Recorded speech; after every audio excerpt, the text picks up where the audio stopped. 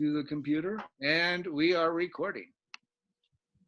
Okay, Alan, take it away.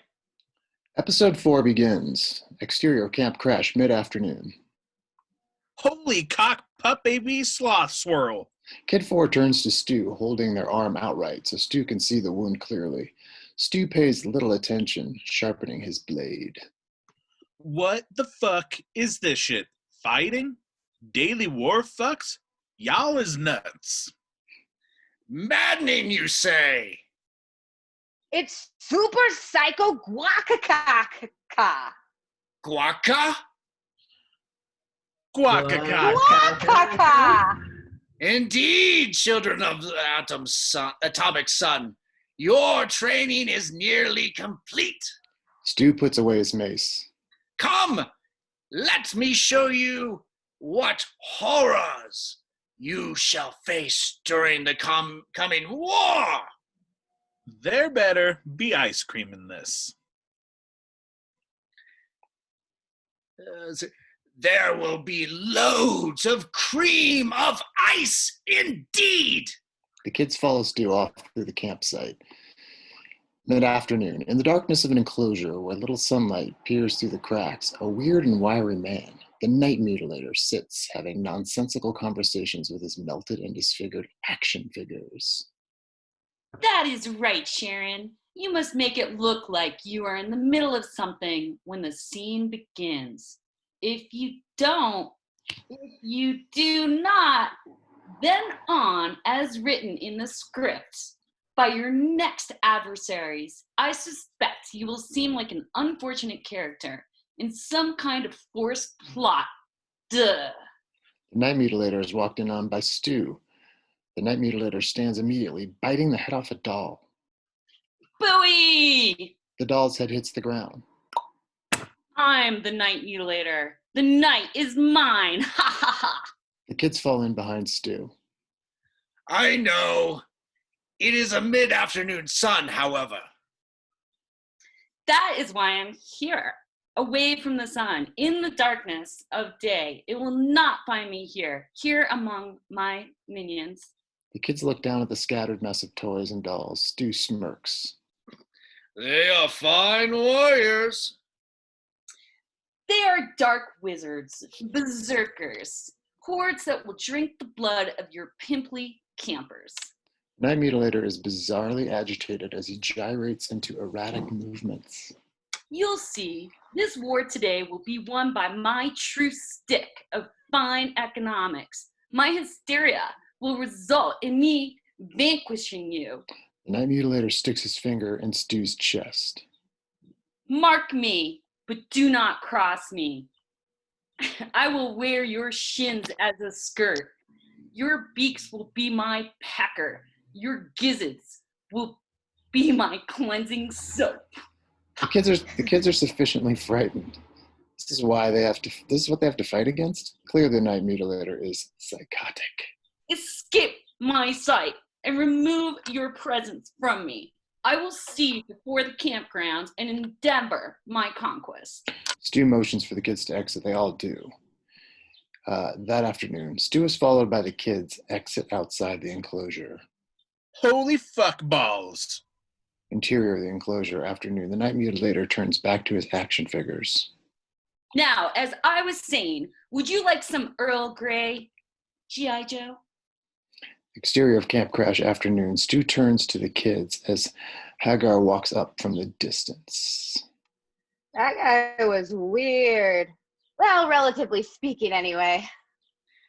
He is the true adversary. The Night Mutilator? Yeah. Hagar turns to Stu. You brought these kids into the pinball phenom's presence? You're lucky he did not scramble their marbles. They need to see They need to see the face of evil to know what we face in our struggle. His madness personified. They must ready themselves for war. But how best to do that than to look upon the demon itself? You guys are maddening. What madness is this that you would have a pussy of steel to speak up to us?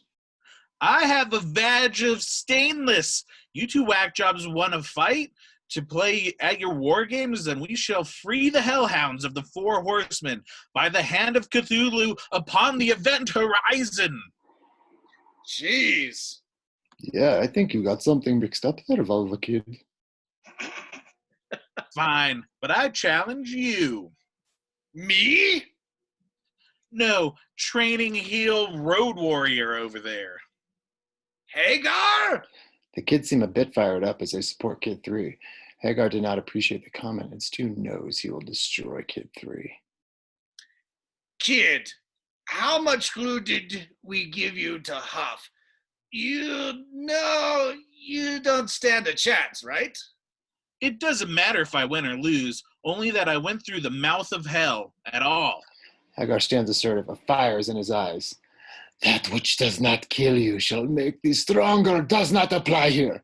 I will pound you into paste. Kid 3 suddenly regrets the challenge. Too late. 2 absurd weapons are produced by Stu. Hagar is given his. Kid 3 received a weapon and is clearly unprepared. Hagar charges. Kid 3 screams while moving in to sweep Hagar. Hagar doesn't lose pace, countering the sweep and tackles Kid 3. Kid 3 falls to the ground, kicking up dust. The 2 roll as Hagar maneuvers on top. Hagar fits a ball gag into Kid 3's mouth. Hagar produces a really soft dildo that is already lubricated. Instead of beating him, he just taps and lazily pats the dildo around Kid 3's face.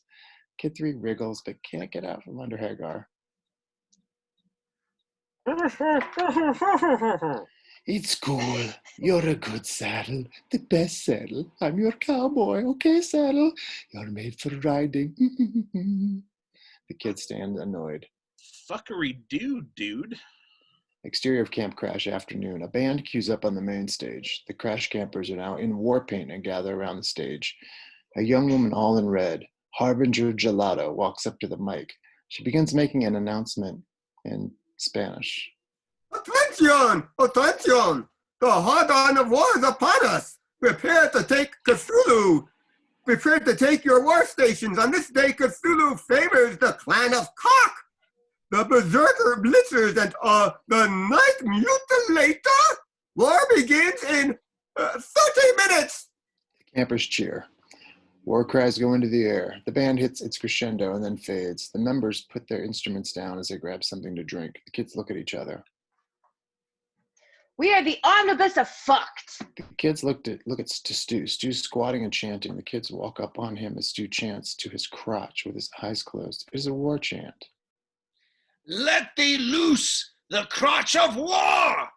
Let not the sack draw the strikes of my enemies. Let my shits come solid and not spray. See us through to the victory. I pray to you, the long urethra of the multiverse. May your stream ever flow. Stu opens his eyes and raises his head. The kids have encircled him. Were you praying to your dick? No! I pray to the one true connector of the multiverse, the almighty urethra! The urethra. The urethra! Yes! From the urethra, all time streams and breaks down the barriers of other dimensions, laying a seed in the womb of infinity. What have you been huffing? Today, gasoline, whiteout, my lucky rabbit's paw, old cud, new cud, Hagar's farts, almighty Charles, innards, now made into sausage. Oh, and the feral catnip. Jesus. He can't help us now. This I know. Friending is done, isn't it? We're not going to survive today's war, are we? You are being not optimistic. It is unbecoming before heading to war to be so emo. No one wants to go to war. War is a joyous enterprise. Indeed, joyous! Oh, you are not of the real world. Of course not. We must take you to be blessed by Oracle Pete. And episode 4. Yay! What the fuck have I been writing? Dude, you are What have you been? And huffing. That too. You have been huffing that list, haven't you? been huffing your nuts. Right from experience. Episode 5 begins. Exterior camp crash, afternoon. In another area of the camp, Oracle Pete kneels with his back turned, covered in multi-patterned shrouds. Ooh. Ooh. Ah. Oracle Pete spits some mouthwash into a bowl.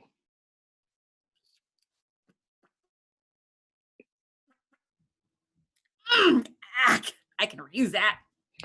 Oracle Pete stands and turns around, revealing that he is a heavily tattooed man with spatters of pink paint on his face. Ah, my children of the atom. Adam? Atom! Don't correct me, son. It's unbecoming and unpolite. I'm a girl, sir. And congrats on that. Keep reaching for your dreams. How'd you get that way? Sir, you call me sir. Sorry, how'd you get that way? Sir. Don't apologize. It's too sorry. Call me Oracle Pete. Okay, Oracle Pete. Not you, Kid 5. You call me sir. Oracle Pete turns to Kid 4. I love stamps. Bring on the ink pad. Oracle Pete sits down in front of the kids.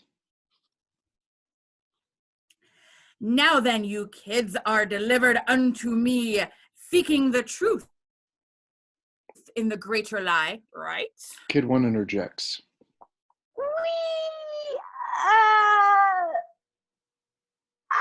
Bipped, quiet, hate your words. Kid 2 sighs. Yes. Kid 2, fuck's sake, I love your words like a young Rock Hudson. So, do we chant, meditate, sacrifice a chicken? Oracle Pete barks at Kid 3. Ready? Oracle Pete stands up. Stand up. The kids stand up. High five. The kids start high-fiving Oracle Pete. High five. High five. High five. High five. High five. High five. High five. Okay. Oracle Pete starts hopping around to get his energy up. Okay. We're feeling good. Energy up. The kids start hopping in place. Get that heart rate up, kids. Good. Yeah. Oracle Pete stops. Okay. Twister time. Twister? Exterior camp crash, afternoon. The kids are awkwardly wrapped up in the game Twister as Oracle Pete calls out what color the next appendage would go to. Tongue. To pink. Sir, that can't be right. Right or wrong does not play along. The physical pretzel allows you to focus your mental noodle and overcome the limitations of the situation. Now, tongue, pink. Oracle Pete turns to someone overseeing the activity. Fadoker, sing for us, please. Fedoker steps up and starts patting their chest to a beat. Titty titty titty titty titty titty titty titty titty boobs. Titty titty titty titty titty titty titty titty boobs boobs boobs boobs. I want that milk for me, for my cereal and chai tea latte. The kids collapse. Oracle Pete shoots his hand in the air in celebration. Ugh. Ugh. Champions! The kids get up and walk away in dismay. Oracle Pete begins clapping and cheering. Bravo! Bravo! Bravo! The kids are out of Oracle Pete's view. Go wax those beards, ladies. War is about to start. Go team sport. Exterior of Camp Crash, mid-afternoon. The kids start gearing up in found or discarded padding and armor. They struggle and snag, trying to figure out how to wear their gear. Hagar and Stu are trying to help them as best they can. Hagar assists Kid 1. This does not go in your ass crack. Stu helps Kid 4. This does not go there. You're likely to lodge it in your urethra. The kids finish gearing up. More clasps are snapped or latched in place. The kids then stand at attention and Stu checks the gear and makes sure everything is strapped. Good, good. Stu stops at Kid 1, who is strapped with balloons. Intriguing. You might serve as a nice decoy. You shall be called Balloon, Kid 1 responds. I thought this would be a fun outfit. Stu snickers and Hagar laughs. Ha ha! You are dead. What? Why? You just made yourself a target. But this is a play fight, right? This ain't that kind of fight club. People are gonna fucking die. People are gonna fucking die? People are gonna fucking die, child! The guy grabs a supply of booze with an open beer bottle held overhead and suds escaping the neck of the bottle. Hagar interjects. People are gonna fucking die because we shall make them dead with our shields made of liquids, courage, and suds. We shall be indestructible with our swords and axes forged from the precious metals of Toys R Us and Big Lots. We shall make our enemies perish, expire, and die, dead like the deceased nannies before us who have ventured on to Valhalla or some other made-up for real bullshit place. Banzai!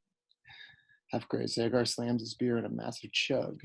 Suds spray everywhere. The kids are wide-eyed with excitement. Beer! Fuck yeah! Fuck yeah! Beer, the lifeblood of camp! The kids grab the beers and start drinking.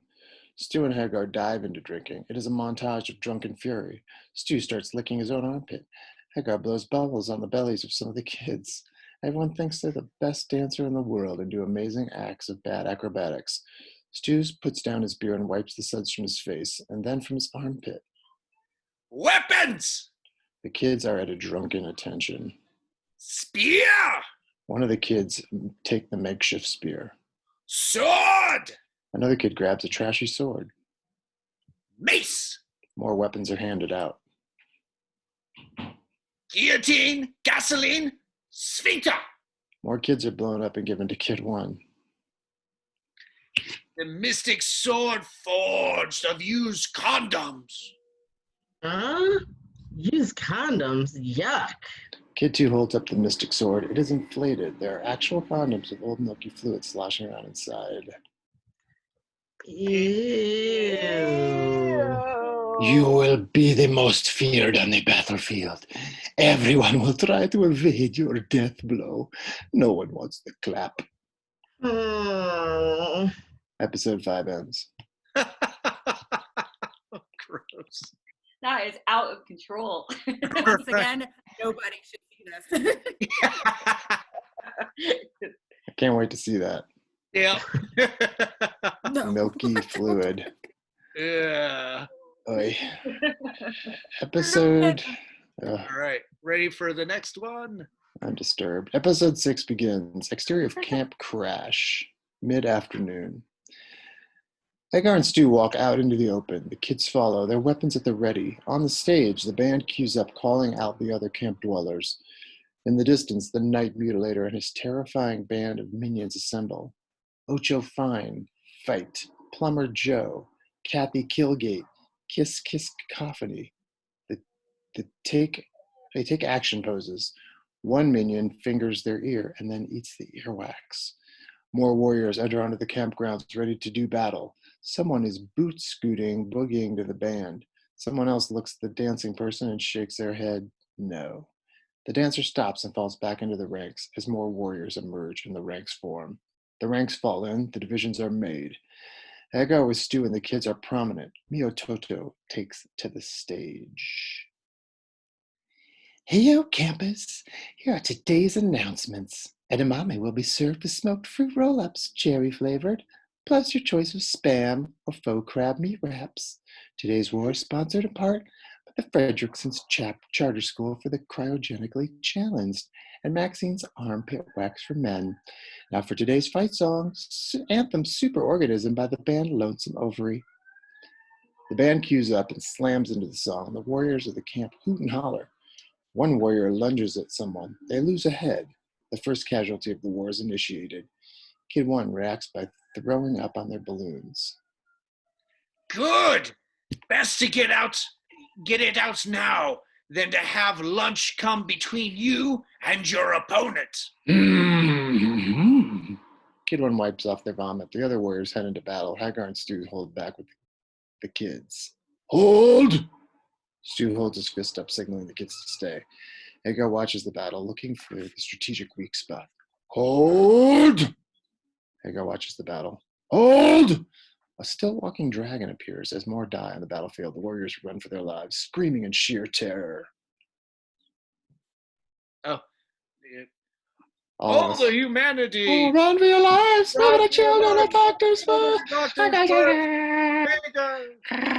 Hagar turns to Stu and the kids. Dragon! Run away! Run away! Kids, run! Zigzag! I'll distract it! That's not a real dragon, is it? There's a fireball erupting from the direction of the still walking dragon. The kids scatter. Run, you fools! Stu turns back in the direction of the chaos. The dragon has claimed another victim. Stu begins to zigzag from vantage point to vantage point. The dragon's minions pillage the few dead bodies. The dragon is ever watchful, on stilts, but does not seem to pay much attention to Stu. The minions soon scamper off with the dragon not far behind. Stu comes upon the dead bodies left there. One is his friend Miototo. Stu holds his body close. A shadow is cast over Stu. He was my friend, too. Stu looks up to find the sad face of the Dino Overgunder standing above him. In the distance, another voice is heard. He was my dear friend too. Stu and the Dino Overgunder look over and glimpse the Night Mutilator walking toward them. Stu sets down Miototo's body. Stu rises as the Night Mutilator walks upon them. That's fine. You are no friend of mine. That's fine. Fine then. The Night Mutilator presents a mace with spikes. Stu places Miototo's body back to the earth. Stu rises as the Night Mutilator takes half a step back. By the tears of charcoal, you are both my friends. The Dino Overgunder stands coming between the two, stopping a fight before one breaks out, gripping both adversaries' shoulders. And we both have a common enemy this day. The Cocula Erectus! Dragon! Indeed. Let us avenge our friend. My hand cannon of the band shall penetrate the beast's thick hide. The dragon yells out a horrible sound as it takes another life. Bones being crunched can be heard. The Dino Overgunder, the Night Mutilator, and Stu Mungus hears this and takes strides to seek out the Cocula Erectus dragon. The three come running around a corner as the dragon is unveiled on stilts, having just struck its last victim with a spear. The Dino Overgunder pulls out his hand cannon. Stu Mungus runs to distract the dragon as the Night Mutilator helps. The Dino Overgunder load the hand cannon with rubber bands.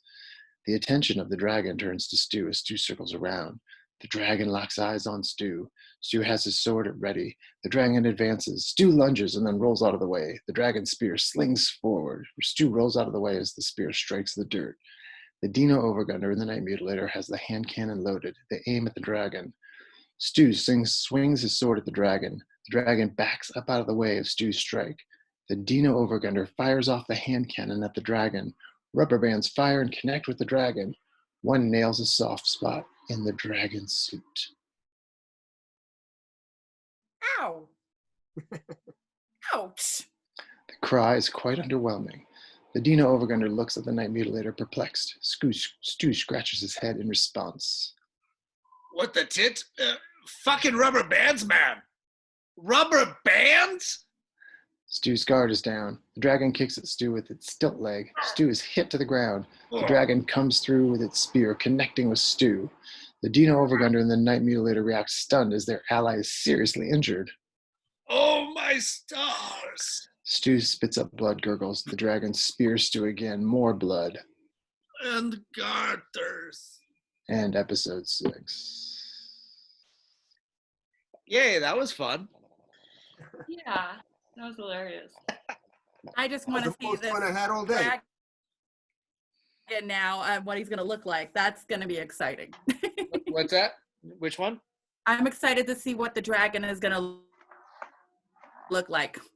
Yeah, me too. I just really was picturing somebody in a T-Rex suit. That's kind of where. That's really Like, just that's what what I had in my I'm head. Blue ones. I was gonna say what Dan do is spitting up blood. Like I could just imagine that you have like so much stuff in your mouth and you're just gonna make it like a firework display. Yeah, pretty much just keep going. You know? Cool. Well, thanks, guys. Hang on for a second. I'm going to stop recording, and we'll start getting this thing posted.